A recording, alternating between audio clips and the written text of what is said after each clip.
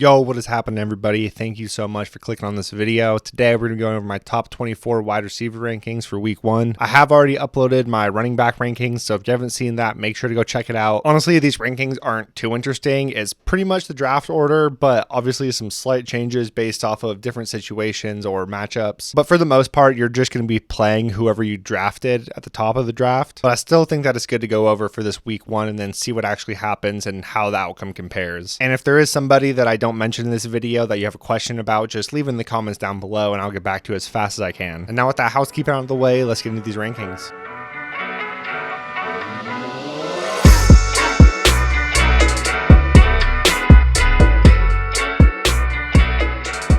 All right, first up, obviously not too surprising at all, Justin Jefferson's going to be the one going up against Tampa Bay Buccaneers. Should be a pretty easy matchup, so nothing to really overthink here. Same thing with number 2, Jamar Chase going up against Cleveland Browns. Nothing to really be too scared of in the secondary, and he's a part of an elite offense, so they should be just fine. Honestly, the only thing worrying with either of these guys is if they get up by too many points and they start throwing the ball. But just two absolute studs, so playing both of these guys no matter what, obviously. And then the other guy I'm going to have in this tier is going to be Tyreek Hill going up against the Los Angeles Chargers. Should be one of the highest scoring games on the entire week. So Tyreek Hill being Tyreek Hill should absolutely dominate. Should be a massive passing volume game. So I think Hill is pretty firmly in this tier 1. Then moving on to tier 2, my wide receiver 4, I'm going to have CeeDee Lamb here. Going up against the New York Giants, not that tough of a matchup, so should be able to dominate here, but also good enough offense where they're going to have to keep throwing the ball. So I think CeeDee should have an opportunity to dominate here. Then my wide receiver 5, I'm going to have AJ Brown here.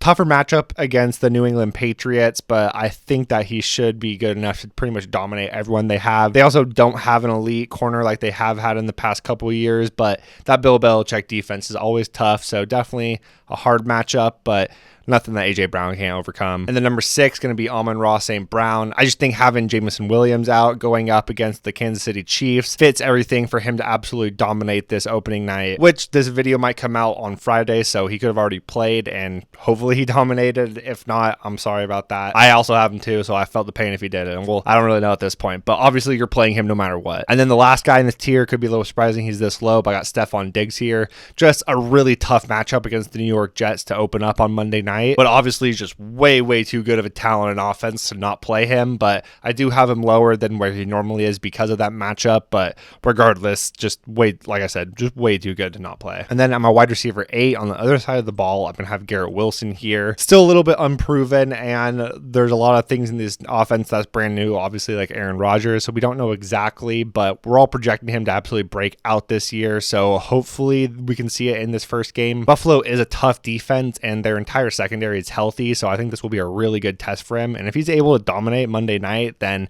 it's going to be wheels up the rest of the season for him. And then at my number 9, I'm going to have Jalen Waddle here. Obviously, same team as Tyreek Hill, so going to be in that Miami Los Angeles Chargers game. Going to be really high scoring. We saw him absolutely dominate last year when Tua was healthy. So I think in this game, he has another chance to really be good. And obviously, he can go for multiple touchdowns any week. And then at my number 10, I have Davante Adams here.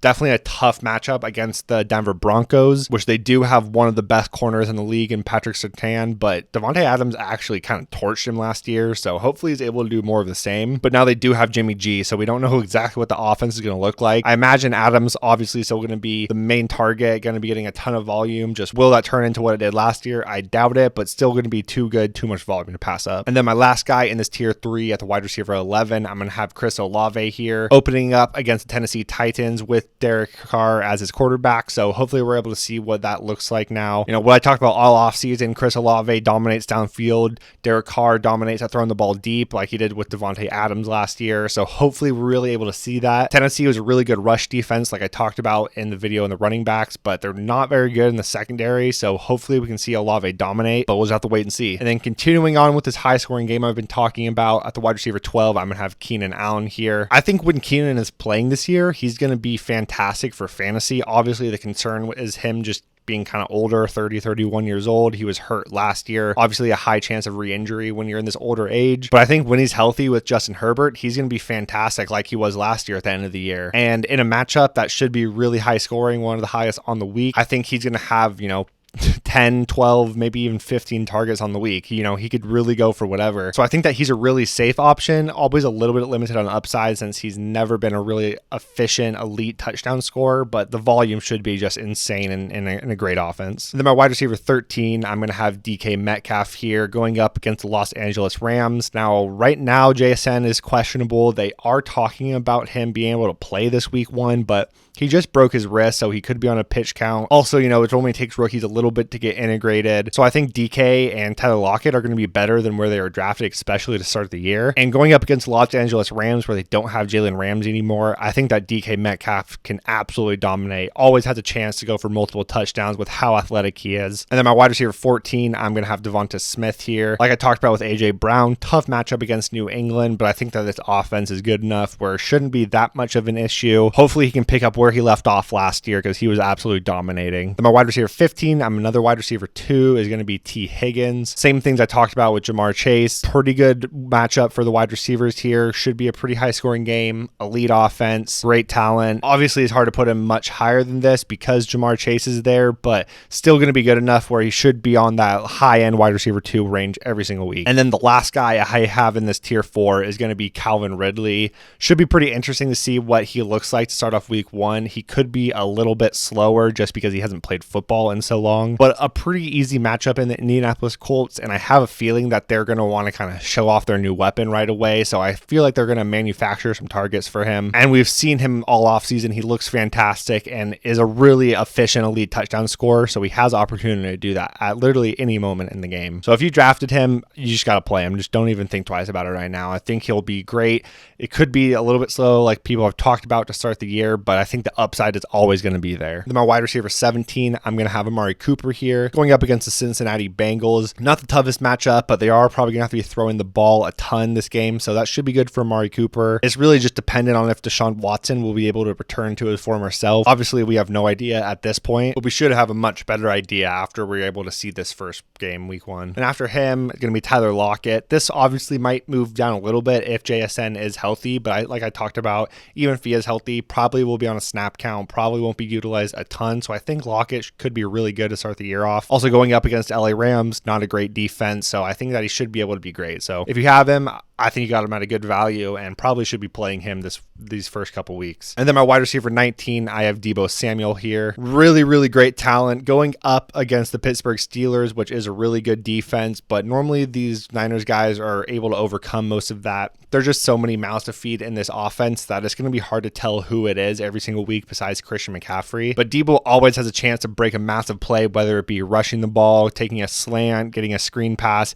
He just is utilized in so many ways that he has such great upside, but I think he will have some bad weeks. Don't know if it will be this week or not, but I think that you could always take the shot on him. And then moving on to my wide receiver 20 to start off tier 6, it's going to be DJ Moore. Pretty tough matchup against the Green Bay Packers and Jair Alexander, but I think that they're going to want to utilize DJ Moore right away. Kind of similar to what I talked about with Calvin Ridley, kind of want to show off what they got for him. So probably will be utilizing some screen passes, different types of manufactured touches, and we saw it in the preseason, but he has that talent to really just break one at any single moment, and almost not quite similar to Deshaun Watson, but if Justin Fields can take that next step to become a really good passer, then, DJ Moore could go so much higher than this, but since we haven't seen it yet, you can't rank him any higher than this, but I am taking my shots on him where I have him. Then my wide receiver 21, I'm going to have Christian Watson here. Now, he was questionable today. He didn't really practice. He was a non-participant, so we're going to have to monitor that situation. But they're playing the Chicago Bears, so really good matchup for the wide receivers, and it also doesn't sound like Romeo Doubs is going to play this first week, so I was really high on Christian Watson this week. But obviously, if he doesn't play, then,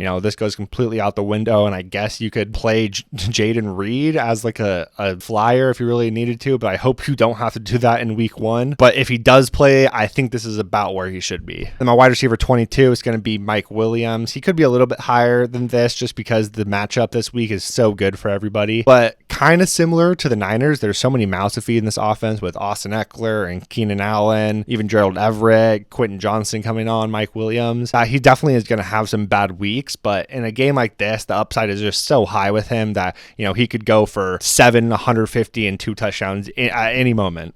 So I know that like I have the decision between him and Mike Evans this week in one league, and I'm going with Mike Williams because I'm trying to win this week. Hopefully it pays off, but we'll just have to see. And then my wide receiver 23, I have Drake London here. Definitely an interesting case. Just, there's just such a little passing volume, or at least there was last year. So we'll have to see what the offense looks like right now. Going up against Carolina, who's actually a sneaky good defense. JC Horn should be fully healthy. Brian Burns. They got a lot of weapons there, so that could be a little bit of a worry. But I think that Drake London, like when they actually do pass the ball, he's the main target there. So he's going to have the volume. It just really depends on how much they pass it. And hopefully we'll be able to see a little bit more than they did last year, but who really knows? And then my wide receiver 24 is Terry McLaurin, which obviously we got to monitor if he's going to play or not. I didn't think he was going to. And then he's been practicing this week. So it looks like he's actually going to play, because originally I had Jahan Dotson at the top of this tier, just because without Terry McLaurin and going up against the Arizona Cardinals, Jahan Dotson was going to absolutely dominate. I don't know exactly what's going on with Terry or how much he's going to play or if he's going to play, but if he does, I think you got to play him because they're not going to put him out there not healthy, but it's definitely worrisome. And if he doesn't play, I think Jahan Dotson would go towards the top of this tier. But yeah, these are my top 24 guys right now. There are a lot of good guys that are right outside of this area that are definitely in contention to play. People like Chris Godwin, DeAndre Hopkins, Deontay Johnson, Brandon Ayuk, Mike Evans, Christian Kirk, and Jahan Dotson, like I mentioned. All those guys are like basically in the same tier as these guys. So if you want to play any of them over them, go for it. If you want to ask me what I think about it, just put it down in the comments below. If you want to explain like the situation you're thinking you're in and what type of league you're in, because that will obviously vary how it is. So let me know what you guys think about it. It'll be a lot easier to start doing these once we actually get some game film and see what the offenses actually look like. So right now it is pretty similar to my rankings. Obviously a couple differences, like Keenan Allen's higher, Tyler Lockett's a lot higher. Besides that though, pretty similar, Dig a little bit lower. But yeah, let me know what you guys think. I'm not going to be doing my quarterback or tight end rankings. I think most people week one kind of know who they're going to play. It's pretty much just who you drafted. If you do have questions though, just let me know down below and I'll get back to you. And if there's any other things you guys want to see before week one kicks off, just let me know and I got you. All right, good luck everybody. See you later.